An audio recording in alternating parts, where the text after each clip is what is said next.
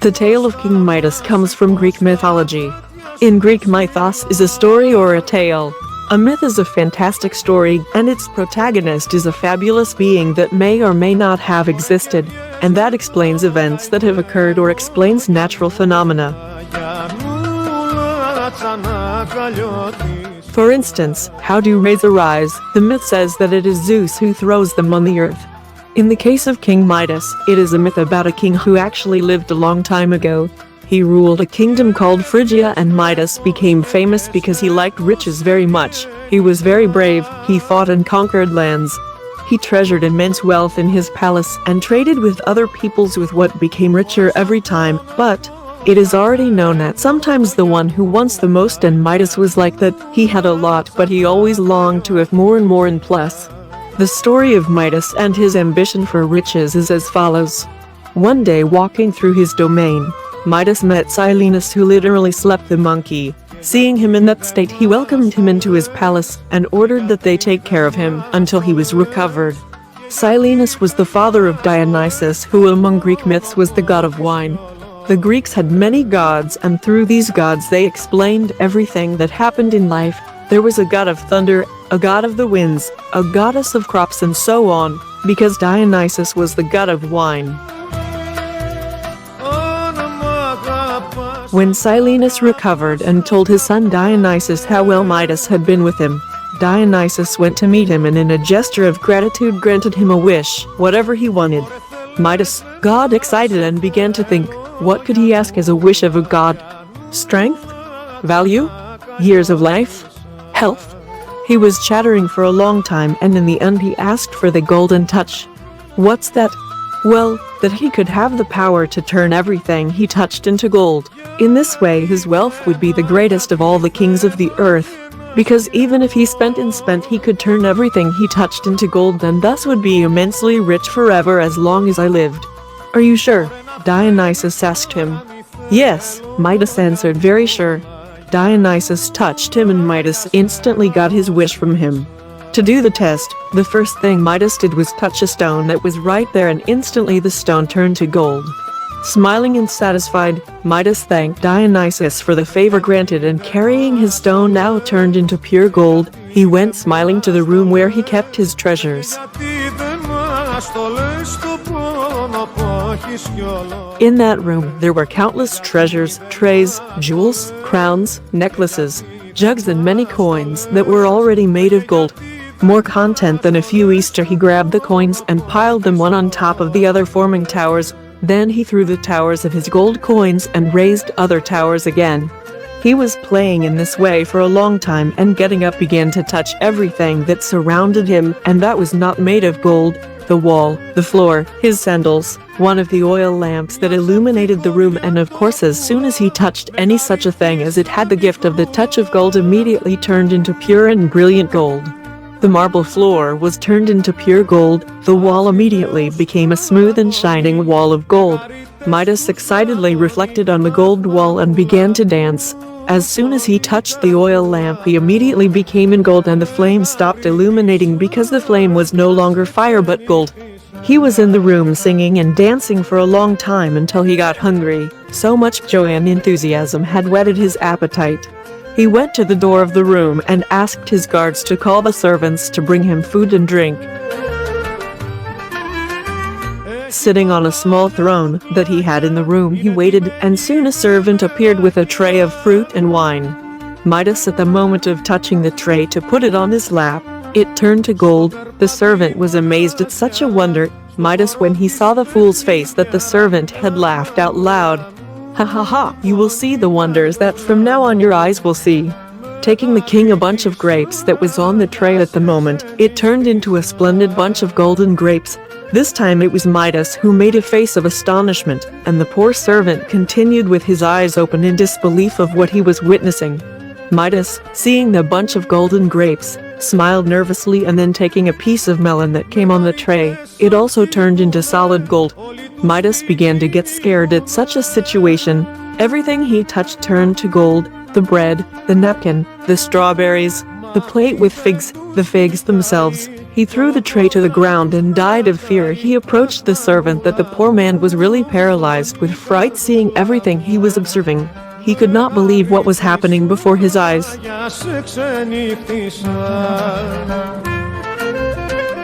"Remove that stupid face," Midas yelled at him, and getting up angrily pushed him, and instantly the poor servant was turned into solid gold. "No!" screeched Midas. The soldiers guarding the treasure entered immediately to see what was happening. "No!" the king shouted at them. "Stay away, call my doctors."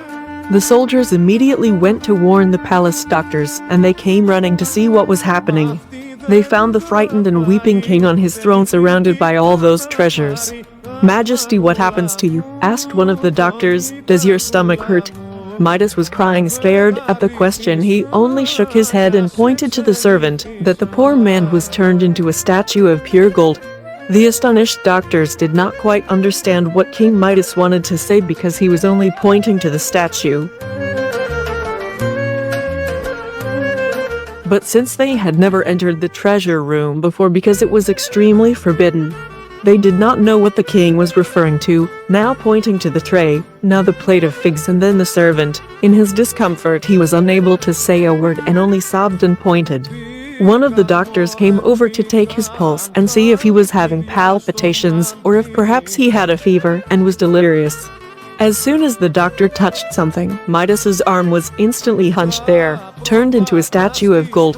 The other doctors backed away in fear. "What magic is this?" asked one of them.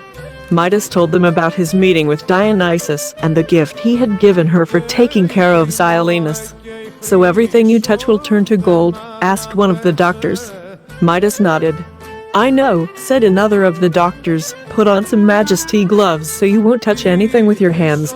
Gloves were instantly brought in and Midas put them on.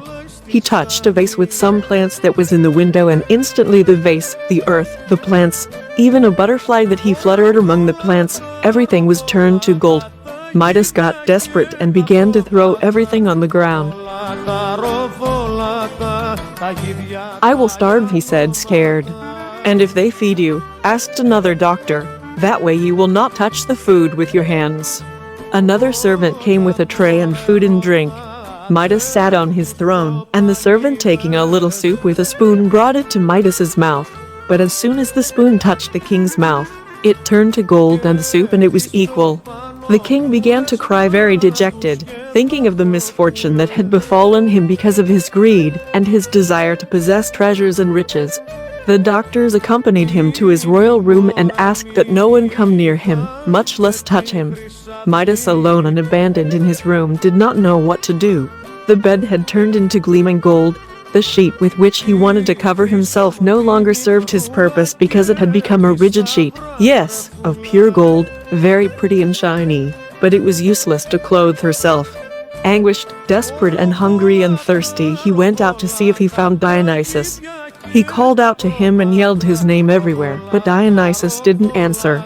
Thinking that he would die of hunger and alone, Midas sat next to the Pactolo river that passed through there. Dionysus, seeing Midas's sadness, approached him and asked, "And good, are you happy with your touch of gold?" Oh, Midas was surprised to see Dionysus. "No, please, make me normal again. Take away this gift that I ambitiously asked of you. I want to eat, I want to drink, I want to be able to touch those around me without turning them into golden statues." Dionysus felt sadness for Midas and said, "Okay, bathe in this river that you have next to you, and when you come out your touch of gold will have disappeared." Midas did so. He bathed for a long time, scrubbing himself well with the river water, and when he came out of the water he touched some reeds and nothing, grass and nothing. They were still daisies and smelled like daisies. Midas laughed happily, and on the way to his palace, he touched everything that crossed the path. When he arrived, the first thing he did was look for the servant that he had turned into a statue of gold, and he found him stunned but of flesh and blood.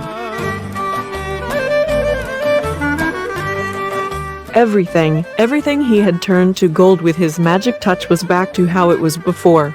That night Midas gave himself a feast of the hunger he had, and well, This time the doctors did have to give him some infusions because with so much food he had given him a stomach ache. But what a pleasant pain, Midas thought. And it happened that in the river where Midas bathed to remove the gift of gold, since then their golden sparkles and its waters drag gold dust. Well, be careful with what you want. Not always what at first seems good turns out to be as good as we thought.